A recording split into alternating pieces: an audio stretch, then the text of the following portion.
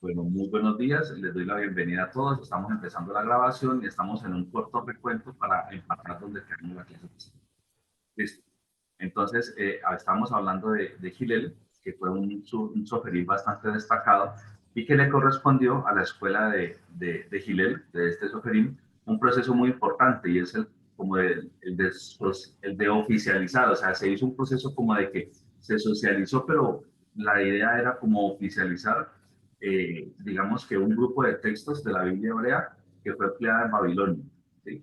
Ellos seleccionaron una sola tradición textual, que es la que se denomina la protomasorética, ¿sí? Que es la anterior a los textos masoréticos. Es un texto que ya pues, lleva existiendo algún tiempo. Bueno, eh, a partir de aquel momento ¿sí? Existió una fuerte tendencia de los rabinos y de los oferines para no permitir que se produjesen otras líneas de tradición textual ¿sí? en estas escrituras hebreas, salvo estos, los que habían sido llamados los protomasoréticos. ¿Sí? Los otros, digamos que fueron borrados, por decir, digamos, no fueron usados más, ¿sí? Entonces, pues desaparecieron en el tiempo. ¿Sí? Y esto se dio pues a finales del siglo I después de Cristo y entre comienzos del siglo siguiente. Entonces, tan solo quedaron los reflejos de esos textos que fueron conservados en la versión de los 70 en el Pentateuco samaritano, ¿sí? Y en las citas de escritos apócrifos del Nuevo Testamento. ¿Qué es lo que hay que tener en cuenta allí? Que como siempre han habido versiones distintas que se han trabajado de forma tanto verbal y también inclusive escrita. Entonces, digamos, de esas diferentes tradiciones, han habido unas que han tenido más relevancia, más reconocimiento que otras. ¿Reconocimiento por quiénes? Pues por los mismos judíos y específicamente por los rabinos. ¿Eso qué quiere decir? Quiere decir que aún en las mismas tradiciones hebreas hay unos textos que tienen más, digamos que, concordancia, ¿sí? Según el concepto propio de los rabinos, que otros textos que también son de origen pues hebreo. En este orden de ideas, lo que se quiere decir es que aún dentro del mismo pueblo judío comenzaron a darse situaciones donde ciertos textos comparados con otros de los mismos judíos, los rabinos, que eran, digamos, la autoridad desde el punto de vista del reconocimiento de los textos apropiados, porque son, como todos sabemos, pues como lo que para los cristianos son los pastores, y para los judíos pues son los rabinos, son los maestros de la ley. Entonces, ellos eran digamos que los encargados de poder decir este texto está más acorde, este es más apropiado, este otro no tanto, entre estos dos está mejor este. Sí, entonces digamos que esa validación fue muy importante, ¿sí? Porque siempre nos permitió que a pesar de que se presentara esa situación, siempre iba a ir tomando fuerza la más apropiada, ¿sí? La que por alguna razón comenzaba a tener algunas, mmm, digamos así, como variantes que no eran, digamos, las más acordes conforme el conocimiento propio de la Biblia hebrea. Entonces, pues ellos comenzaban a decir, no, este no me suena mucho, me suena más este. Y entonces iban quedando como relegados y se iban dejando los que estaban más acorde, y esos fueron los que se denominaron los textos proto-masoréticos. Hubo otros, pero esos otros fueron desapareciendo porque se dejaron, digamos, de alguna manera como sin uso con el paso del tiempo. Y aquí hay algo muy interesante. Resulta que esos que se dejaron sin uso, que fueron desapareciendo con el tiempo, se encuentran algunos pequeños vestigios todavía de ellos. Y estos vestigios que se encuentran de ellos se pueden encontrar en algunos textos apócrifos, ¿sí? Ahí se puede encontrar algo, digamos, algún trozo de estos textos que no eran parte de los proto-masoréticos, ¿sí? O también en la Biblia de los 70, que es la Septuaginta, ¿sí? Entonces, aquí quiero mencionar algo muy importante, y es que la versión de los 70, la llamada Septuaginta, fue una versión importantísima, muy, muy, muy importante dentro del proceso de traducción, de la palabra, ¿sí? Sin embargo, fue un ejercicio de traducción, pero si ustedes notan, fue un ejercicio de traducción en otra nación distinta a la nación hebrea, ¿sí? Eso sucedió en Egipto, ¿sí? Eso sucedió en otra cultura distinta. Claro, allá habían, obviamente, personas judías, ¿sí? Había judíos pues, que se habían radicado en ese lugar. Entonces había también, digamos, personas dentro de la cultura judía, pero que ya estaban en medio inmersos en otras culturas distintas, ¿sí? Entonces, aquí comenzamos a notar situaciones interesantes. Y es, por ejemplo, que una cosa eran los que seguían dentro del mismo mm, contexto judío, si se puede decir, dentro del mismo contexto judío, dentro del mismo ámbito propio judío, ¿sí? Y otra cosa eran eh, hombres y mujeres judíos que se iban a otras tierras donde quedaban inmersos en otras culturas o obviamente con el paso del tiempo eran permeados por esas otras culturas. Otras personas también conocían de la palabra en estas otras culturas y eso hacía de que esas personas pues, también necesitaran su versión de la palabra, necesitaran también sus propios manuscritos para poder leer la palabra, para poder estudiarla.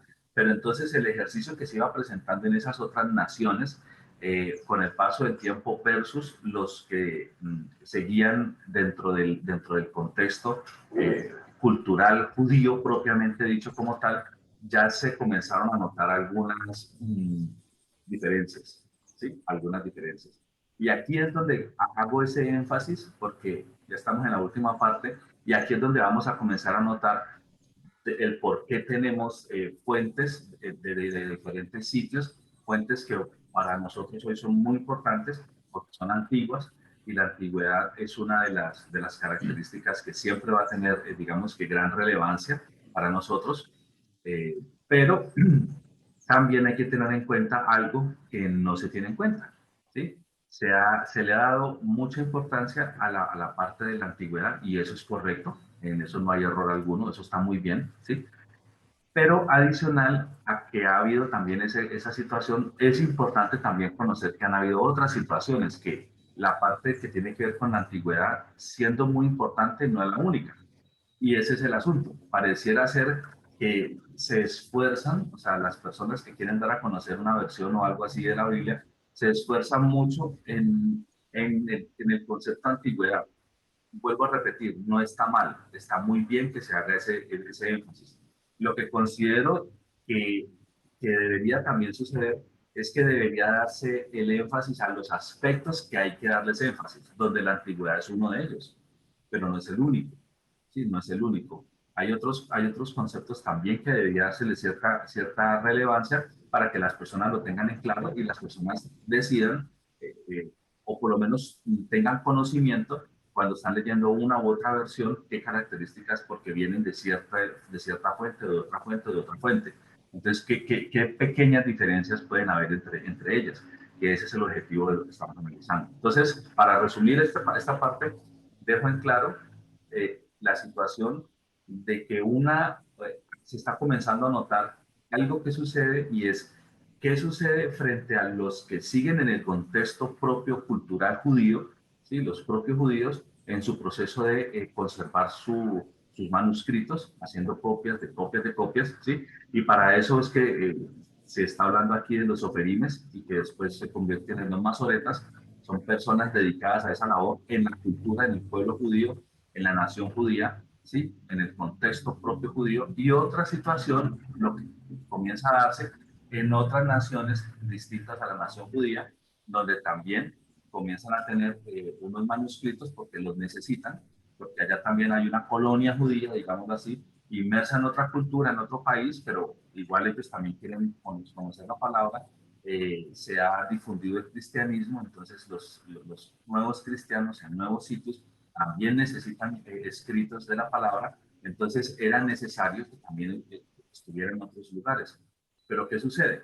Que cuando estaban en otros lugares, ese proceso de conservar esos escritos, porque digamos que todos sabemos que solamente muchísimos siglos después, cuando ya se crea la imprenta, pues ya no se van a necesitar personas dedicadas a hacer eso pues formalmente, sino pues que ya hay máquinas y que ya las máquinas van. pero pasaron muchos años para que eso llegue. Así que mientras eso llega, la necesidad de conservar copias hechas por hombres o copias de copias no era solo del pueblo judío, era una necesidad que también estaba presente en cualquier nación, en cualquier otro pueblo, donde también se requiere conservar también los escritos que esas personas tenían para poder seguir alabando al Señor y conociendo. Entonces, aquí comienzan a darse ciertas circunstancias. Por ejemplo, dentro del mismo pueblo judío, dentro del mismo pueblo judío, comienzan a darse como unas pequeñas variantes, pero pasa algo muy interesante, y es que hay unas, digamos que hay unas personas con el suficiente conocimiento, con la suficiente claridad, que son los rabinos como tal, ¿sí? Que son las personas que, digamos que gracias a que ellos tienen, digamos, esa muy buena formación, ¿sí? Están entrenados para eso desde su nacimiento, su dedicación por completa ha sido pues ser dedicados a la palabra hebrea específicamente, pues entonces ellos fueron los que comenzaron a decir, no, esta línea de escritos no está tan apropiada. Esta otra línea sí, esta está mejor, esta, esta sí está apropiada. Entonces, allí se presentó eso, pero era, gracias a Dios, pues estábamos dentro del propio pueblo judío y pues habían esas personas, habían esos rabinos que no era un rabino, ni dos rabinos, era en general los rabinos, pues, digamos, que conformaban, digamos, esta labor. Mientras que en otros lugares, en otras naciones, pues había una persona, un rabino de alguna congregación, bueno, eh, de algún sitio, pues por fuera, ya digamos en otras naciones, pero pues no es lo mismo porque están en otra cultura, porque ya están permeados pues por otras costumbres y demás. Entonces allí se va dando situaciones que poquito a poco van creando algunas líneas que no coinciden en todo, básicamente.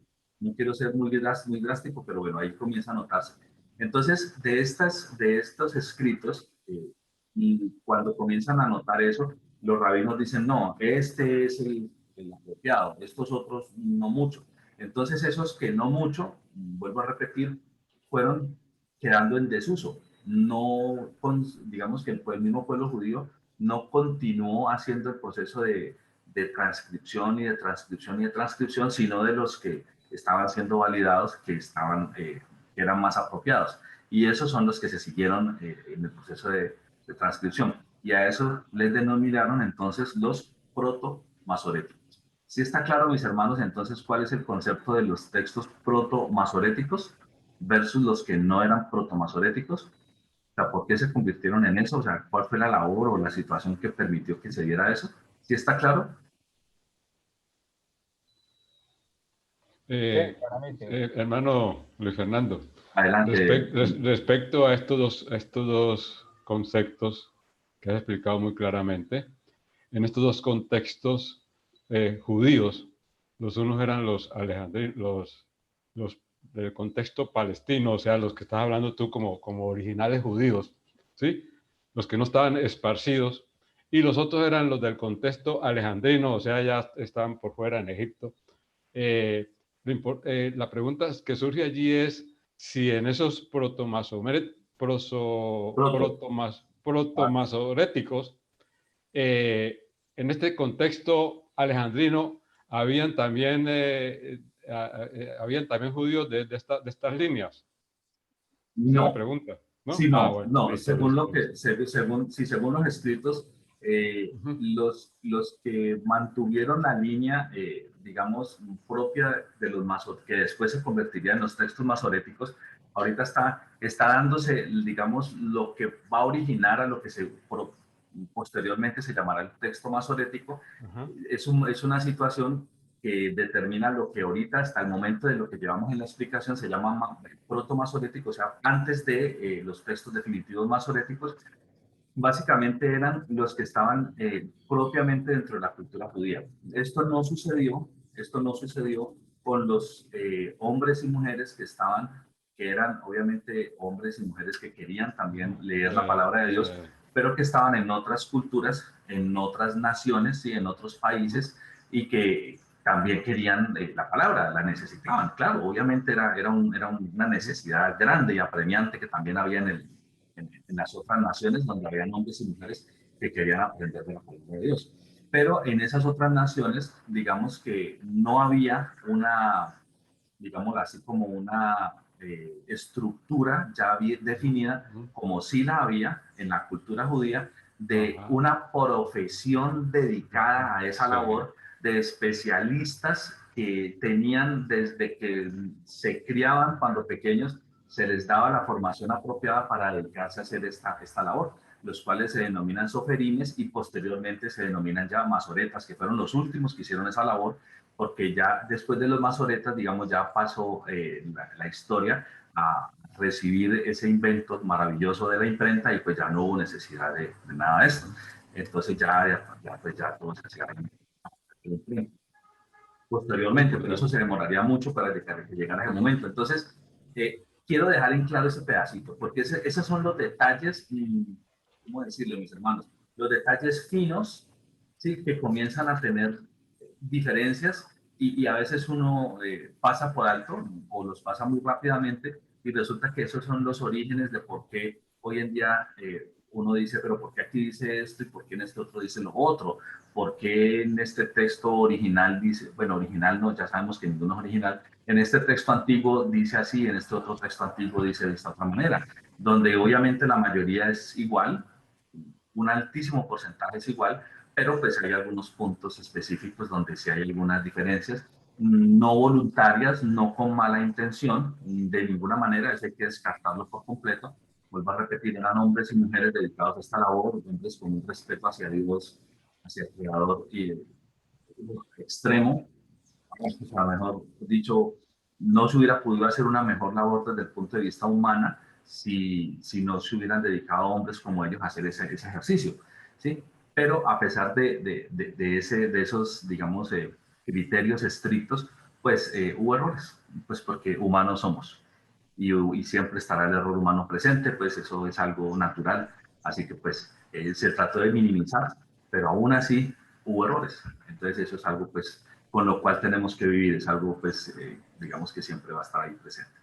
Entonces, a raíz de esa situación, entonces se fue dando unos textos que fueron más respaldados por todo el cuerpo de rabinos versus otros textos que no eran igualmente respaldados.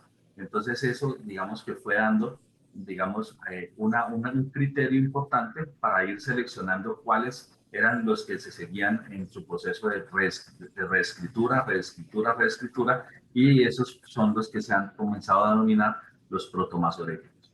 Si no estuviéramos en el contexto hebreo, en el contexto propio de la cultura judía, sino que estuviéramos en otra nación distinta y que hubieran contratado a unos señores para hacer unos procesos de reescripción, pues habrían salido un poco de ramas pues propias de los errores, propias de, sí, de las fallas humanas naturales y pues habrían salido un montón de, de, sí, de ramificaciones de textos y pues todo válido y todos correctos y finalmente eso sucedió, ¿no? Finalmente eso sucedió, por eso tenemos tantas versiones, digamos, antiguas y con diferencias, pero por lo menos los que estaban dentro del contexto judío se trataba de minimizar eso. Siempre noten algo muy especial, es la gran preocupación del pueblo judío por conservar la palabra lo más fiel posible hasta donde sus fuerzas humanas les permitían hacerlo,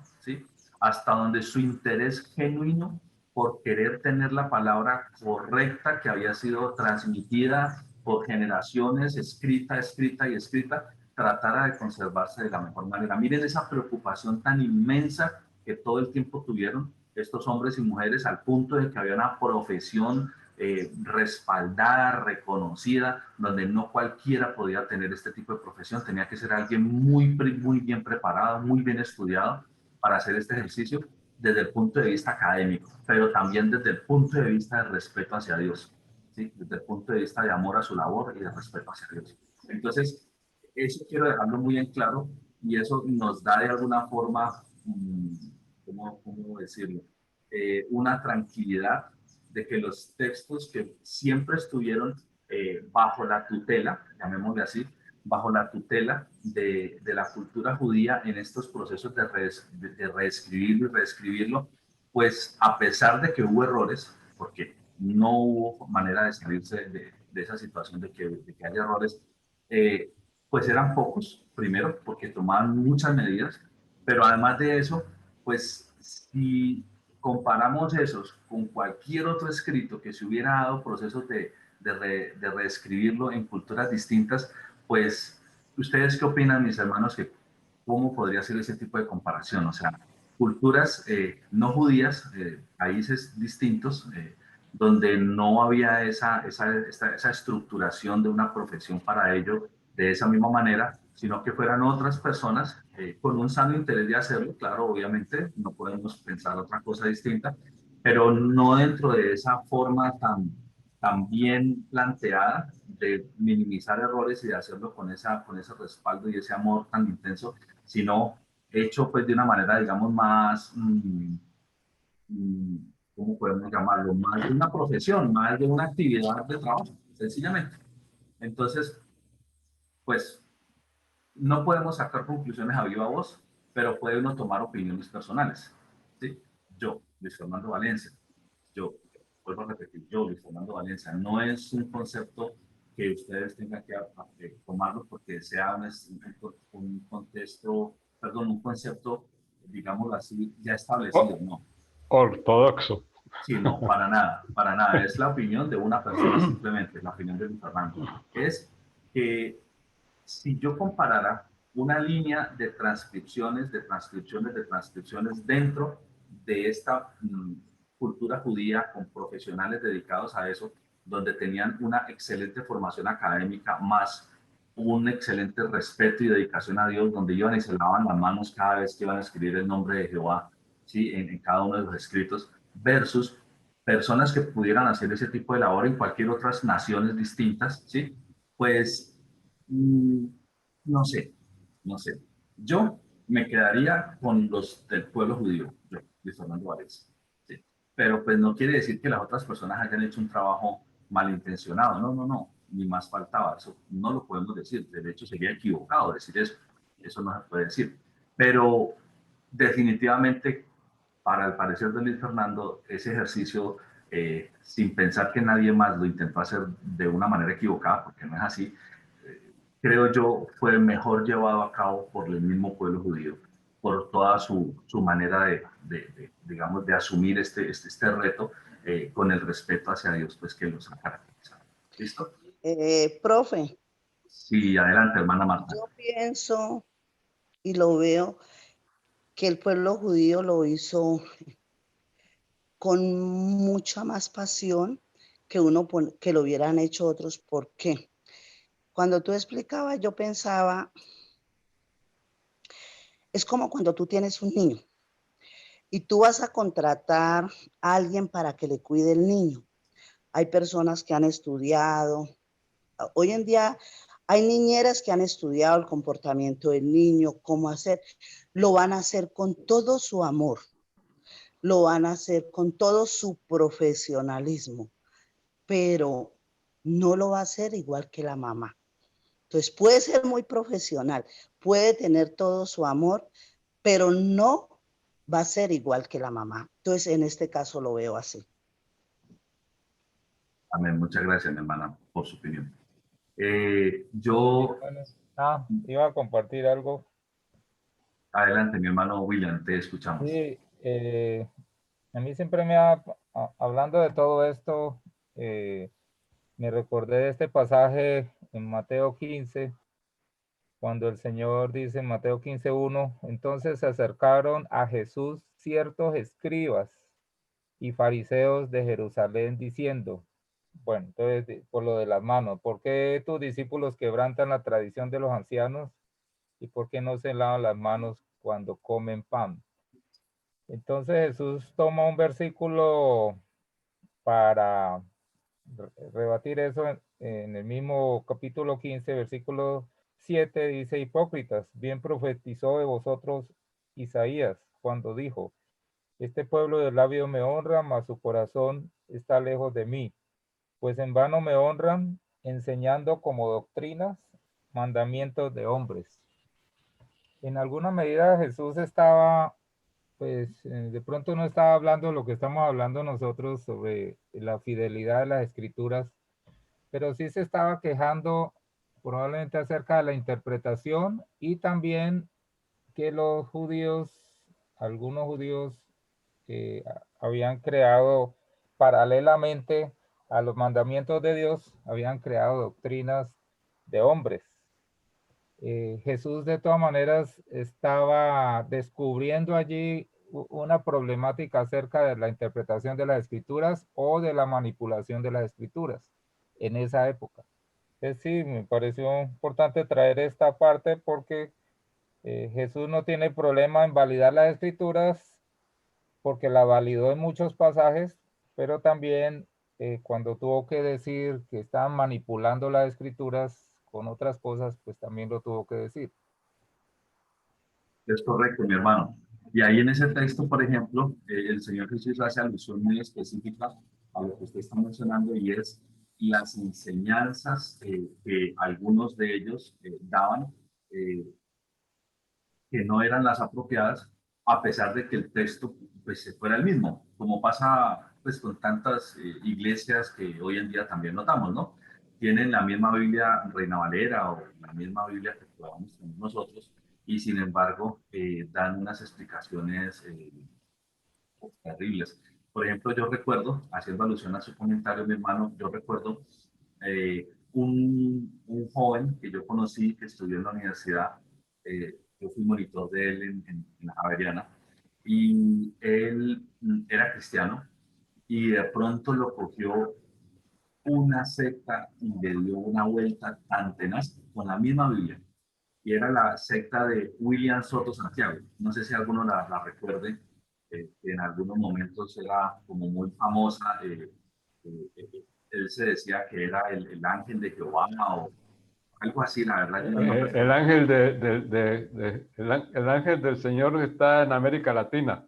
esa vaina, una cosa así pareciera, William Soto Santiago, y él salía como un señor canoso, así como en unas fotos, en una publicidad, y daban unas explicaciones, hermano, y ¿qué le puedo decir? Volteadísimas, pero no, unas explicaciones, no, o sea, tergiversadas con la misma palabra.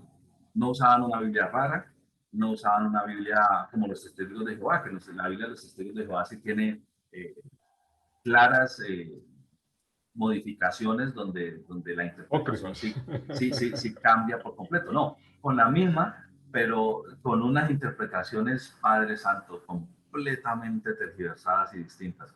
Entonces, eso le pasó pues a un joven que yo conocí, y esa situación se presenta. Entonces, mire tan interesante el comentario suyo, mi hermano William.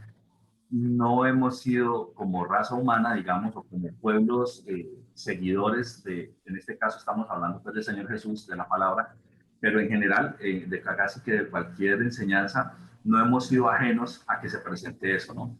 A que se presente que aún dentro de los propios judíos hubiesen algunos grupos que intentaran hacer unas enseñanzas amañadas, llamémosle así, amañadas.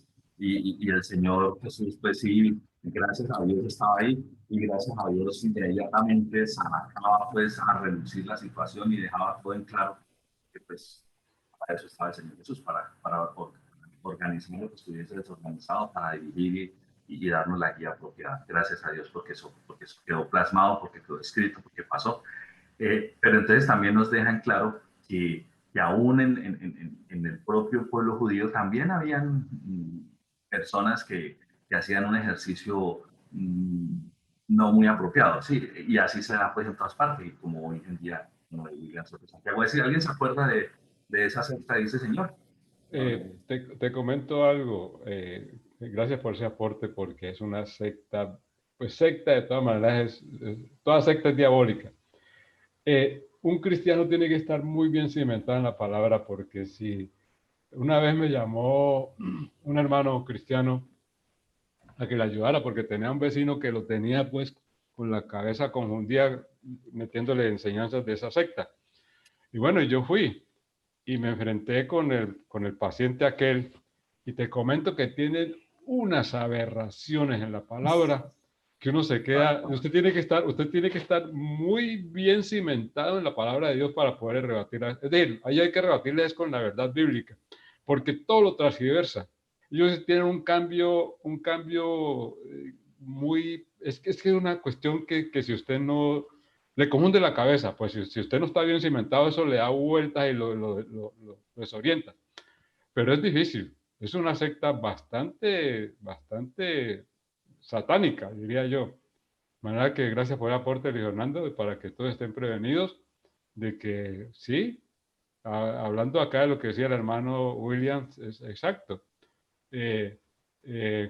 Jesús que no dejaba pasar por alto todo, que él conocía los corazones. Menos mal, así es. Les decía, sí, vosotros diezmáis la menta y en el eneldo, ¿sí, no? Y toda esta cosa, y esto es importante hacerlo, pero es necesario también hacer lo otro, como quien dice, ustedes le meten la mano a la Biblia, ¿sí? Dentro de sus tradiciones y todas las cosas, pero ya eso se sale del contexto espiritual que verdaderamente Dios ha diseñado su palabra para que tenga una aplicación práctica espiritual, no manipulada. Estos manipulaban. Y esa cuestión de que ¿por qué no se lavan las manos? Pues, como quien dice, dan tanta importancia a lavar las manos que a la parte espiritual de la Biblia, ¿correcto? Y entonces ya empezaban a sectarizarse. Gracias, hermano William, por el aporte. Gracias, hermano Héctor. Bueno, mis hermanos, entonces, ok, listo, esa parte quería como hacer un énfasis importante porque son los punticos neurálgicos que hay que tener en cuenta en esta parte final. Bueno, digamos que el personaje representativo de este periodo posterior a la destrucción pues, del Templo de Jerusalén es algo importante, ¿no? Y es que sucedió pues la parte de la destrucción del Templo de Jerusalén. Aquí tengo una imagen que más o menos, digamos, que vivifica un poco la situación que pasó. ¿Y qué sucedió? Sucedió una destrucción del Templo de Jerusalén. De hecho, quiero decir, ya estaba advertida por el Señor Jesús, ¿no? Ya estaba advertida por el Señor Jesús. El Señor Jesús ya había dicho que este templo iba a ser también destruido, tanto él físicamente, pero también el templo físico de ladrillo también. Entonces, en el año 70 después de Cristo, ¿sí? El emperador Vespasiano encargó a su hijo Tito, ¿sí? A él fue el que encargó de hacer esa labor, de sofocar la violencia, la violenta revuelta que se había dado desde hacía 4 años atrás, o sea, estamos hablando desde el 74 al 70, perdón, después de Cristo, del 66 al 70, ¿sí? Que sacudía a Judea, ¿sí? Y tras un duro asedio, Tito logró conquistar Jerusalén y destruyó y saqueó el templo. Entonces allí se dio una destrucción del templo. Eso fue en el año 70 después de Cristo. Volvamos otra vez acá para poder tener como un contexto de fechas, más o menos, para ir más o menos viendo cuándo pasaron ciertas cosas. Entonces, el personaje representativo posterior a eso, o sea, estamos hablando después del año 70, después de que eso sucedió, ¿sí? Fue el rabino Akiva, ¿sí? Que digamos que hizo algo muy importante y que él tuvo un esfuerzo muy específico y fue, digamos, fijar ese texto consonántico pues, de la Biblia hebrea que hemos hablado. Digamos que se inició en esta época, en la época de Gilel, ¿sí? Akiva, ¿sí? Al igual que sus antecesores, Akiva fue un rabino, ¿sí? Y Gilel fue un personaje muy importante que vimos hace un momento, que era un soferim, que digamos tuvo una escuela de soferimes, pues que tuvo esa labor importante de, digamos, de conservar la palabra de Jehová que se dio en ese nuevo proceso cuando ellos fueron exiliados, estuvieron en Babilonia. O sea, todo esto se fue dando, digamos, posterior pues a la muerte de Señor Jesús y posterior a la destrucción del templo. Entonces, él, al igual que sus antecesores, mantuvo esta preocupación por esta pureza textual. y concretamente la conservación de este texto heredado de las escuelas rabínicas, que era el texto protomasorético. Pero ya explicamos qué era el texto protomasorético para tener en claro en qué consistió y por qué se llegó a dar un texto que se le llamó así para diferenciarlo de otros. Creo que ya quedó como clara en la explicación que traté después de mencionar hace unos minutos, ¿sí? Y la lista difundida por círculos fariseos para asegurar el predominio exclusivo de los protomasoréticos, ¿sí? Se dictaron leyes estrictísimas para su copiado.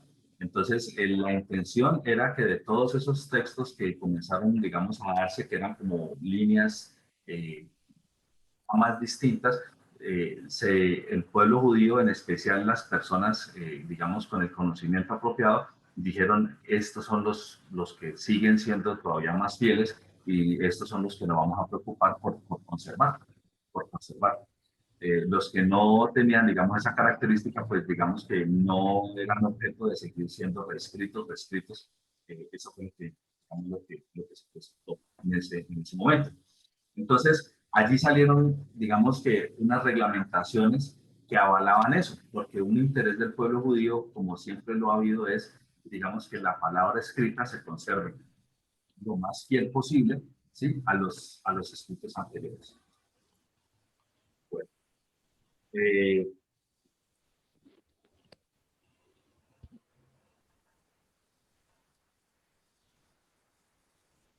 ok, yo creo que este movimiento orientado, digamos, hacia conservar esta, vamos a llamarle pureza, ¿sí? Le llamo pureza porque de verdad nunca pudo llegar a ser puro del todo, ¿no? Pues era manejado por humanos y como por humanos fue manejado, pues de todas formas se iban a involucrar errores, pues no había manera pues, de excluir eso. Pero sí dentro de lo humanamente posible, ¿sí? Entonces, de este texto, digamos que orientado a conservar esta pureza, sí floreció en la segunda parte del siglo II, bajo el liderazgo justamente de este personaje, Akiva, ¿sí? El biblista José Salguero, ¿sí? Que es un personaje histórico muy interesante, en el que el segundo periodo de la historia del texto hebreo del Antiguo Testamento, estamos hablando del siglo I al siglo IV, al siglo V, cuando hablamos de siglo V quiere decir años 400 algo, ¿no? Cuando hablamos de siglo X, habla años 900 algo, más o menos para tener la idea. Cuando hablamos del siglo I, estamos hablando de años antes de 100, o sea, 60, 80, 70, años antes del número como tal. Bueno, se caracteriza por la fijación definitiva de este texto consonántico, ¿sí? Por la fijación definitiva de este texto, bueno, se elige una recesión, ¿sí? Y se eliminan las variantes, quedando así fijado un texto uniforme que prevalece sobre todos los demás y se propaga ya de forma rápida, ¿sí? Ello fue obra de los soferim o de los escribas y será perfeccionado posteriormente por ya los masoretas. Este término de masoreta, ¿sí? Realmente es un término que es masora, termina en H, ¿sí? Que se deriva de la raíz hebrea atar, ¿sí? Otros también consideran que viene del verbo transmitir, pero la palabra en sí, como tal, tiene un significado en hebreo que es tradición. Entendiendo tradición por conservar fielmente lo que ya estaba escrito previamente y se transcribe y que siga siendo lo mismo original que estaba y que se transcribe y siga siendo el original, o sea, el mismo texto original. Sí, entonces en ese orden de ideas, esa es la razón de ser de los masoretas y de esta palabra masora, que es transmitir, ¿sí? Transmitir lo mismo, o sea, que esa transmisión siga siendo la misma siempre, ¿sí? Le llaman tradición, entendiendo que tradición, digamos que el significado que se le quiere dar allí es justamente conservar lo mismo que teníamos, que no haya cambiado, a pesar de que se reescriba y se vuelva a reescribir y se vuelva a reescribir y se vuelva a reescribir, siga siendo lo mismo que estaba previamente en los anteriores. La Masora comienza a desarrollarse alrededor del año 500, ¿sí? De la era cristiana y tiene vigencia hasta el año 1000 después de Cristo, más o menos. Entonces, se dio por un periodo largo de varios siglos, ¿sí? Es esta actividad propia pues, de los masoréticos. Y pasó algo interesante, y es que una vez destruido el templo de Jerusalén, los rabinos fueron considerados como los únicos guías del pueblo judío, y ellos pretendían representar digamos que la tradición auténtica, entendiendo la tradición, lo que les estoy diciendo, entendiendo como tradición los conceptos que a pesar de que se reescriben y vuelven y se reescriben y vuelven y se reescriben, siguen siendo los que estaban desde antes, ¿sí? Eso se refiere, ese concepto ahí de tradición, ¿sí? De ahí, ¿sí? Que viene la necesidad de establecer un texto, digamos, auténtico, pero este texto era solamente consonántico, lo que les decía en la clase pasada, de que no, pues digamos que no habían vocales, eran solamente consonantes en este idioma hebreo como tal. Pues la escritura hebrea, como todas las semíticas, ¿sí? O todas las descendientes del fenicio, eran escrituras sin vocales, ¿sí? Eh, Aquí me equivoqué, coloqué basta y es hasta, qué pena con ustedes, hasta la edad media. Ok, entonces, a partir, digamos, del siglo VI, ¿sí? Los masoretas, ahorita sí ya tienen el nombre establecido como tal, los masoretas, ¿sí? Toman el lugar que venían desempeñando anteriormente los suferimes, ¿sí? Los suferines, ¿sí? Que eran como los que descendieron después de que estaban los escribas. Entonces estaban los escribas, los suferimes, los masoretas, ¿sí? A cuyo cargo estuvo el cuidado y la transmisión del texto bíblico. Pero entonces entendamos algo, los masoretas fueron como la última generación de este tipo de personas que se dedicaron a este tipo de labores, ¿sí? Estaban los escribas, estaban los soferimes y por último, digamos, este último periodo fueron ya los masoretas como tal. Además de esta labor de copiado, los masoretas también introdujeron, digamos que un apartado textual cuya luz, ¿sí? Cuya luz se interpretó las Sagradas Escrituras. ¿Por qué? Porque es que ellos tuvieron, digamos que la iniciativa de este texto, digamos, hacer un ejercicio donde ya se pudieran tener en cuenta vocales.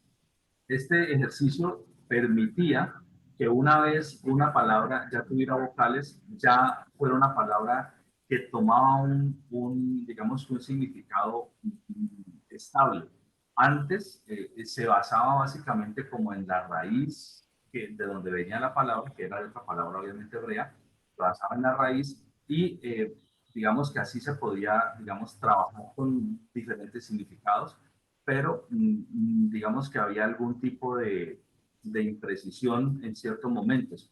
Mientras que cuando ya se colocaran las comitas o los punticos, que eran lo que ellos determinaban que venían a ser como las vocales, digamos que ya había, digamos que un elemento adicional que permitía que cualquier otra persona posterior que no tuviera el contexto claro, como lo tenían las personas estudiosas de la palabra, pudieran leerla de forma correcta y entender de forma correcta que esa palabra es tal cosa. No que tuvieran que tener, digamos, todo el conocimiento propio del idioma y de ese contexto para poder de pronto no entenderlo distinto, sino, digamos, con mayor claridad. Entonces, digamos que esto fue un ejercicio hecho por estos últimos, por los masoretes. Eso no fue hecho ni por los escribas ni por los oferimes como tal, aunque los suferimes fueron los que fueron dando las pautas para que eso después se fuera volviendo una realidad con los masoretes. Bueno. Luis Fernando, un momentico aquí en este último párrafo. La palabra aparato debe ser, supongo yo, debe ser apartado. Los masoretas introdujeron un aparato textual. No comprendo bien ahí. Como una estructura, es lo que quiere decir. ¿Aparato o apartado? No, aparato. Sí, lo que se trata de decir, Ya. sí, lo que se trata de decir de aparato es como una manera, como una forma, una estrategia, una manera de, ¿sí? Estructura. Una estructura de, exactamente, textual, digamos, a cuya luz se interpretó la Sagrada Escritura. Entonces, ellos hicieron este ejercicio muy interesante. Eso se debe, pues, a un ejercicio muy dedicado que hicieron los masoretas, y es cuando ya se dio esta situación de que se colocaron algunas vocales en las palabras, porque, entre otras cosas, estos textos comenzaron a ser muy difundidos. Los hacían ellos, los masoretas, sí, pero comenzaron también a ser leídos por otras personas también de otras naciones, pero obviamente que se tomaban el trabajo de aprender el hebreo, ¿sí? Se tomaban el trabajo de aprender el hebreo para leerlo en el idioma original hebreo. pero entonces ya no eran personas con todo el contexto tanto histórico, cultural y el conocimiento de la palabra, que sí eran los mismos hebreos como tal. Entonces había que de alguna manera hacer que estos textos hebreos, digamos, que no solamente fueran suficientemente claros para los hebreos propios, sino que también de alguna manera tuvieran una buena claridad para los que aprendían el idioma hebreo, pero que eran personas de allá afuera. Entonces allí facilitaba mucho esta situación, y esto sucedió con los masoretas, aunque los vestigios se iniciaron desde los perímetros, ¿sí? Esa, digamos que la intención. Sí. Bueno, yo entonces, un aporte. Entonces, allí me gustó lo que dijo el hermano William. Le puedes colocar un paréntesis y decir una estructura, ¿sí? Claro que sí. Para que quede con mayor claridad, ¿ya? Una estructura. Eso. Y de una vez Exacto. corrijamos el anterior, que por aquí. Que era... ¿Era arriba qué era? Hasta. Hasta, sí, ya. Con H. Ajá, con H, exactamente. Ahí me equivoqué cuando lo digité, cuando lo escribí. Entonces, aquí ya está. Un aparato o estructura textual. Exacto. A cuya luz se interpretó la Sagrada Escritura. Entonces, digamos que ahí se presentó esa situación, y gracias a eso, pues muchas personas que aprendían el idioma hebreo ya podían entenderlo con toda la claridad, sin quedar con un montón de incógnitas como quedaban antes, ¿sí? Es que, digamos que esta fue una situación que fue casi que necesario que se fuera dando, porque la palabra de Dios no solamente le interesaba leerla a los judíos, sino también a muchas otras naciones y muchas otras personas. Bueno, yo creo, mis hermanos, que con esta vamos a dejar allí por cuestión ya de que las personas se vayan para el culto. Entonces, vamos a terminar con este párrafo y aquí continuamos para la siguiente clase. Bueno, los eruditos hebreos se dedicaron a incorporar y unificar las tradiciones de puntuación, ¿sí? De puntuación, vocalización, acentuación y división de los textos en hebreo hasta ese momento de estructura consonántica. Quiere decir, solamente eran en principio consonantes y no había nada más, ¿sí? Sus copias manuscritas se llamaron textos masoréticos. ¿Listo? Sí, bien, entonces, sí, bien. estos textos masoréticos, ¿sí? Son textos donde estos especialistas del pueblo hebreo dedicados a esta labor hicieron, digamos, un ejercicio muy interesante, y a raíz de este ejercicio, digamos que muchas otras personas que aprendieron el idioma hebreo pudieron entender con mayor tranquilidad, ¿sí? Sin temor a que de pronto esta palabra, como significa tantas cosas, entonces me toca que tener mucha claridad contextual, tener una claridad histórica, cultural, para poder saber que la palabra apropiada es esta y no esta otra, porque pues las personas de afuera no tenemos ese, digamos que ese bagaje, ese contexto en la cabeza, cosa que sí tenían ellos. Entonces ya con esos, con esas, digamos que con ese trabajo ya facilitaba que se pudiera de una manera, digamos que más tranquila, ser entendido por personas que ya no tenían todo ese contexto, porque la palabra ya tenía la comita, ya tenía la vocal, que hacía que tuviera una claridad. Esta palabra es esta, no todas las que podrían ser, sino específicamente esta. Entonces, eso ayudó muchísimo. Y eso fue un trabajo desarrollado de manera muy seria durante un buen tiempo por todos estos especialistas, en compañía también de los rabinos de la cultura judía. Entonces, bueno, mis hermanos, vamos a dejar hasta allí. No sé cómo les ha parecido hasta el momento, pero ya estamos en el último pedazo, y es en el pedazo esencial, pues. Sí, no, estamos entrando en materia. Sí, ya estamos en la materia. Yo creo que en unas 3 sesiones o algo así ya se nos acaba ya esta temática, y ya queda abarcado todo, pero ya estamos en lo propio. Claro, bueno, mis hermanos, no sé qué comentario tienen antes de que oremos para ser despedidos. Yo tengo una inquietud, Rifer, y me voy a poner a investigar. Sí, adelante, mi hermano, te escuchamos. Los Gedeones siempre han repartido un Nuevo Testamento azulito pequeño por todo el mundo. Gracias a Dios por ellos. Sí, señor. Que Dios los bendiga. Resulta que alguien me decía, creo que mi hermano que habla bastante inglés, me decía, eso es un inglés viejo. Hoy en día ese Nuevo Testamento no es muy fiel al lenguaje actual gringo. yo no sé el tema, pero creo que por ahí tratando de trasladar o de verlo en español, hay algunas palabras que uno encuentra. Entonces, hay la importancia de todos estos procesos que ha vivido la transmisión de la palabra del Señor. Hay algunos de esos nuevos testamentos de los Gedeones que son en inglés y en español, y ahí uno encuentra más diferencias todavía, más diferencias aún en referencia a lo que estamos viendo. Cómo hay gente fiel en conservar la tradición, cómo hay gente fiel en que no se cambie, en que se conserve el mensaje y el objetivo del texto. Amén. Amén, qué bueno. Listo. Vale la pena mirar. Sí, yo no he mirado lo que reparten los gedeones, cuál es, pero está muy bueno el comentario. Voy a investigarlo también. Voy a investigarlo y lo podemos comentar. Y también el hermano, ¿te refieres al hermano William, el que sabe bastante inglés? ¿Evet? No, yo estaba pensando en mi hermano, porque con él es que lado del tema, mi hermano Ricardo, que vive en Pereira. Yo pensaba que era el hermano William. No, Pero, sí. No, pero pues creo que él nos puede aportar también. Claro, sí, era algo al para respecto. eso. Precisamente era para eso. material en Estados Unidos todavía se sigue usando muchísimo. Como decir aquí la Reina Valera, allá se usa la versión King James. Sí, King James. Entonces, que ese es lo que llamaría uno el inglés antiguo. Y los americanos lo leen sin ningún problema. Y es un inglés sí, que tiene unas palabras del En inglés desuso. antiguo que no la han quitado. Y creo que De la versión Inglaterra. de los Gedeones es esa versión de la King James. Habría que averiguar un poquito.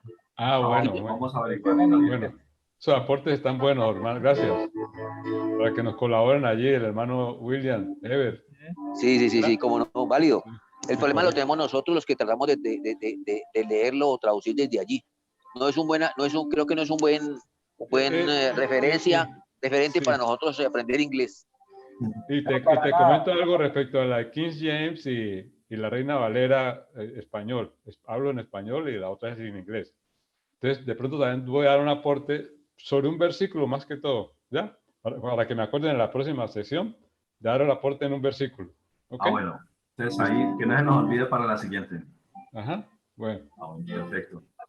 Bueno, mis hermanos, entonces no siendo más, Dios les bendiga. ¿Y quién ora para ser despedidos? Luis Fernando, Adelante. hola, ¿me escuchas?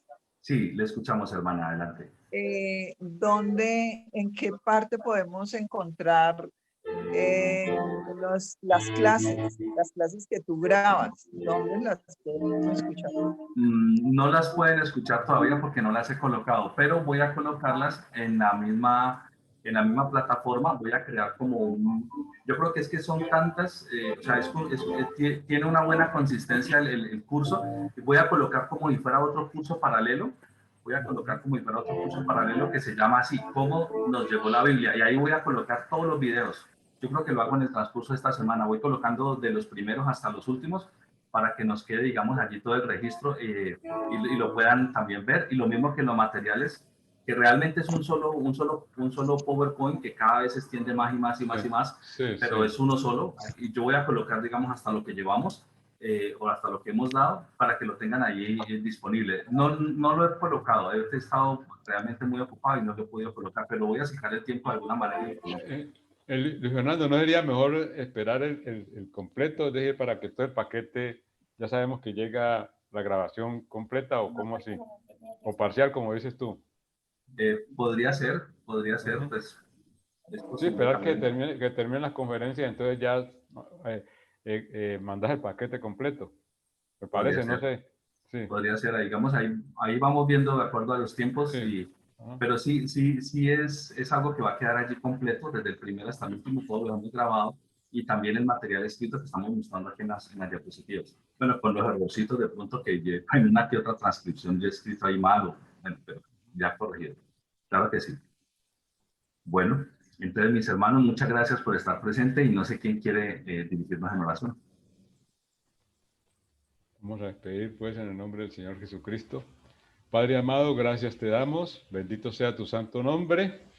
Gloria damos a ti por tantas bendiciones que recibimos permanentemente, de las enseñanzas de tu palabra, Señor. Gracias por este tiempo donde hemos estado los hermanos reunidos, Dios, estudiando sobre la palabra tuya que tiene tanta profundidad, tanta riqueza. Oh Dios, gracias por que es una oportunidad más, de a pesar de que estamos en un periodo de crisis o con esta cuestión de esta pandemia, Señor, pero la mano del Señor no se ha cortado para bendecirnos. Entonces nosotros queremos agradecerte principalmente, Señor, y bendecir la vida de cada uno de nuestros hermanos. Y te pedimos, Dios, que los conserves a todos y los guardes y les ayudes en sus dificultades, en sus problemas, en todas las situaciones que se presentan a cada uno de nosotros. Bendecimos tu santo nombre en el nombre del Señor Jesucristo. Amén. Listo, hermanos. Amén, amén.